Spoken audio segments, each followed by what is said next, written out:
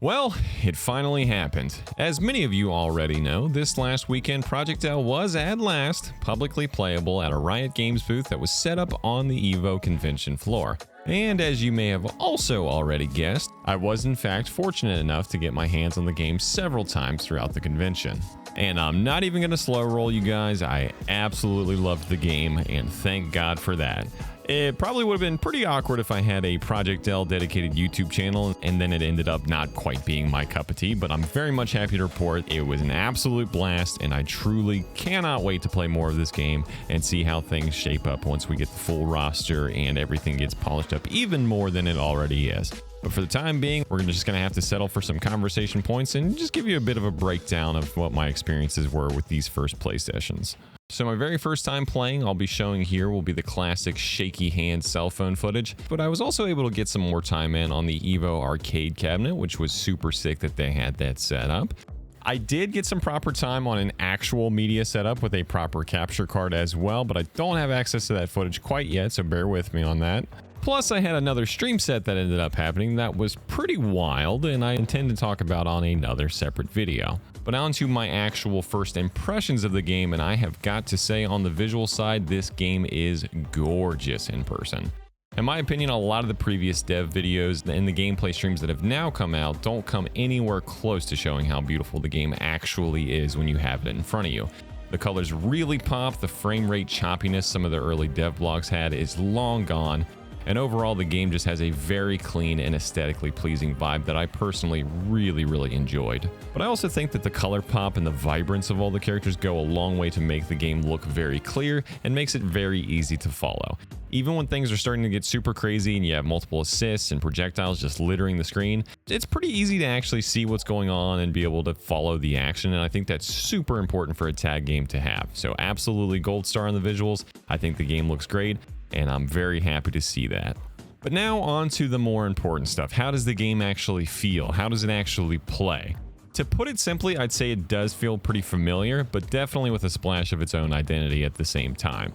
So for those of you who don't know, the game controls are light, medium, heavy for your normal buttons. Then you've got a special 1, a special 2, and a tag button, each getting their own designated spot on the controller.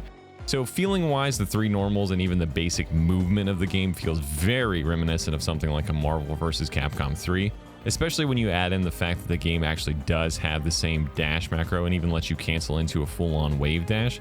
I would say it doesn't feel quite as fast as Marvel quite yet, but I guess that could change when, we actually know what we're doing and actually get kind of decent at the game. But normal button wise, yes, you can chain your light, medium, heavies together seamlessly for a pretty basic B&B combo. Then you can go into the game's standardized launcher, being either a down forward heavy to keep your point character in and continue your combo, or you can use the tag button instead to actually use that as your launcher and swap to your backup and seamlessly continue the combo with them instead. So pretty standard stuff so far and feels all well and good.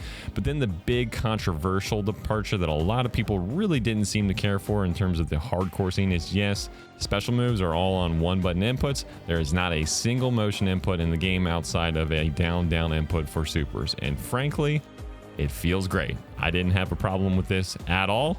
I was maybe a bit skeptical in the early stages of the game, but for a tag game with as much sauce and system mechanics as we now know that ProjectL does have, I think that's really where Riot is steering the difficulty and complexity, and cutting motion inputs isn't really that much of a hindrance to the overall high ceilings that I think the game will still have. This part, as I think we've expected for a while, feels very much like Power Rangers Battle for the Grid. It's very easy to pick up ProjectL, feel out your normals, and press a couple of special buttons to find out what your characters can do. Then hit a basic chain combo into a launcher, maybe a special move into a super for some okay damage, and it's all very intuitive without pausing and checking a move list constantly to see, does your character have quarter circles? Is it a charge input, a DP, a half circle? Nope, there's none of that. You can just hit the different special 1s and special 2s and you can see what they do, and voila, you've got your basic kit, which I think is actually very nice for picking up a new character and getting just a very basic feel for what they can do instead of just going constantly in and out of a move list, trying to remember which ones do what inputs do they have. It's very intuitive to just press your special buttons, figure them out, and get like a really basic feel for a new character, and I like that a lot. And yes, this does definitely lower the barrier to entry. Doing Hadokens and Shoryukens when you first start out in fighting games takes a little bit of practice and getting some muscle memory down, but I definitely think it's worth cutting here, and it works out quite well because I'm happy to report this game is still going to be absolutely insane at higher levels. Cutting motion inputs doesn't really do that much to hinder what the ceiling can actually be, in my opinion. I think after seeing some of the crazy shenanigans that characters like Echo and even Yasuo are capable of, coupled with some surprisingly vast and deep system mechanics, there will be no shortage of things that you can master to give you some sort of competitive edge in this game, and have some high-level players be in a league of their own in terms of the crazy things that you can actually do. But moving on a bit to my experiences with those characters, I think for now we'll keep it pretty brief and maybe get into some full character breakdowns a little later on. But for a basic feel, I think we'll start with Darius, as he is absolutely the easy but still very much formidable character in the roster so far. So he is exactly as you would expect a bruiser-esque sort of heavy character to play. He's got big, chunky normals and specials that not only take up a ton of the screen space, but they also do that nice chunky damage along with it, and it's all very satisfying to just hack away. But of course, with him being the big chunky guy, he's also the slowest champion by far, at least so far. He doesn't really quite have the same air presence as some of the other flying squirrel type characters might have. But overall, I think he's a great choice for a new and even veteran players to just pick up and get an effective offense going really quickly. Next, I'd say Ari is more on the opposite side of the spectrum, being much more movement and even a minor zoning type of character. She's got the only true air dash in the game so far, plus some of her projectile game and great dash movement to kind of help her control and move around spaces pretty quickly. She felt good to just jump around and maybe do some minor setups with her fireballs, and she had the Vegeta assist to kind of lock people down to set up a basic mix. But overall, she just seems like a very mobile, very dash around type of character. Nothing too crazy, but she still definitely fit her part, and I think was a solid choice in addition to the game so far. And then speaking of the mix side of things, of course, I think we've all seen how wild Echo's potential is going to be in that department. Echo is the champion I'd say that I played the least, and frankly, I don't think I really utilized his tools very well to play him so-called correctly. But with some time in the oven or with character specialists, I think this guy is going to be wild with all of his rolls and time rewinds back to his previous positions. But even with my limited ability so far, he had things like his time grenade, which would borderline stun people on impact. That would make it pretty easy to still go to town on people if you manage to clip them with the time grenade, or even just rolling to and away from them, just to kind of find your spacing a bit. But I will say another big standout factor for Echo is his normals are very, very stubby. So like, unlike some of the other champions in the demo that can just swing across the screen, Echo really needs to be on top of you. So he definitely does have some tools to help make that happen in the right hands.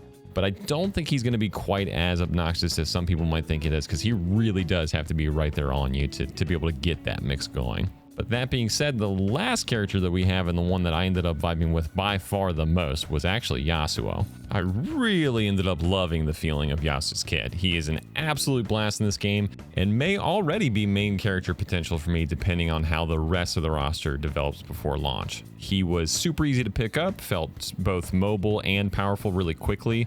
His normals and dashes just felt really great to throw out, and it seems more than competent in the air and just controlling a lot of space and just dashing around like a madman.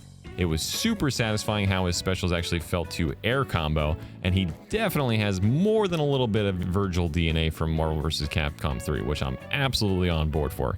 He's a great character, and seeing the Marlin Pie footage of what he can actually do at a higher level makes me even more hyped to put some serious time into playing this champion once the game actually does drop. Well, we'll see what other characters that we have and if anyone else catches my eye. But onto some more game-specific stuff, and a huge highlight for me, something that I think could be massive for the fighting game genre as a whole. I actually thought that the duo games were an absolute blast to play. It was really just a ton of fun to be able to play with more friends, and when you would have those same brain moments of setting up a nasty tag mix-up or launching your victim up in the air and then tagging into your partner for an alley-oop combo. It just felt very fresh and hype in a kind of completely different way that I'm used to. And being able to share those experiences of doing something flashy and then passing the wheel to your buddy just to see them run with it, it was just super cool pretty much every time that it got to happen. So I will say I don't think this is going to be as seamless or super viable at the highest level to actually go play in tournaments and have a duo play a bunch of solo players who have full control of their characters, because it's really difficult to always be on the same page, and there really is a lot of room for error if you're playing duos. But I do think playing online with your buddies or even just grinding out ranked duos are going to be very warmly welcome to just make things more fun as a whole and make it a lot easier to just sink a ton of time into this game. Plus, having 4 friends on a couch together all playing at the same time already felt super special as somebody who grew up with 4 brothers and is very much used to just constantly passing a controller around. This was a great addition, just being able to all play at once and just sharing the experience all at the same time. And of course, you can always fly solo too, so there's nothing lost here. It's all upside, and I thought that that was a great choice that Riot made here. On the system mechanic front, we've got the game's burst, which is actually controlled by your assist player when you're playing duos. It felt pretty great to me. I personally love burst style combo breakers and thought it was a very welcome addition to the game. Push block was pretty standard fare, with the new retreating guard seems solid, but frankly, I didn't use it a whole lot, so I might need some further exploration to really judge that one. Then parries were just a tad bit expensive resource-wise, but they are super sick when you nail one. I love that they're here. Parries are usually pretty hype when done right, and I'm sure that we'll have those great momentum swings when you have that hard read on your opponent, which to me is exactly what fighting games are all about. So glad to see them. I think they'll be great. But kind of lastly, and maybe the one thing that I have mixed feelings about so far, is the fuse system. Basically, before the match, you can pick one of a few enhancements for your team that very much work like a groove in CVS2. Some of them worked great and were cool ways to add a bit more personality to your team, even if you were playing against the same champions on the other team. Stuff like doubling assists and doubling tag-ins adds a layer of depth and kind of creates new situations that wouldn't otherwise be possible. And those are super cool. It's a great way to kind of distinguish yourself. But then something like DHC being kind of locked behind a fuse felt unneeded to me. I wish you could just tag in your teammate super by default, and I hope that there isn't more things like this added where it feels like it's almost abilities being gated instead of actually just adding new and other interesting things that we wouldn't expect to be staples of gameplay. It's a small gripe, but I do think that this is one that could be changed before launch, and overall the fuse system has the potential to add some creative and new things and help to keep the game fresh and encourage trying different setups. Even if you become overly attached to just playing the same characters every time, you could always try like a brand new fuse and see if that kind of mixes up the gameplay a little bit. So only time will tell on this point. I still think the potential is there, but I do think I would like to see some things change around. And again, I don't want to see anything else added that feels like it's almost gating off things that you expect to be in the game by default. But overall, to close things out, I'm happy to say that I'm overwhelmingly happy with how the game is shaping up as a whole. Each of the characters felt fun and unique in their own way. The system mechanics felt sharp, and I think will add a ton of the needed depth to the game. And at the end of the day, I'm just truly stoked to confirm that ProjectL is just really, really fun to play. I hope you all get to try it out for yourself sometime soon if you haven't already. Thanks as always for watching, and I'll catch you guys on the next video.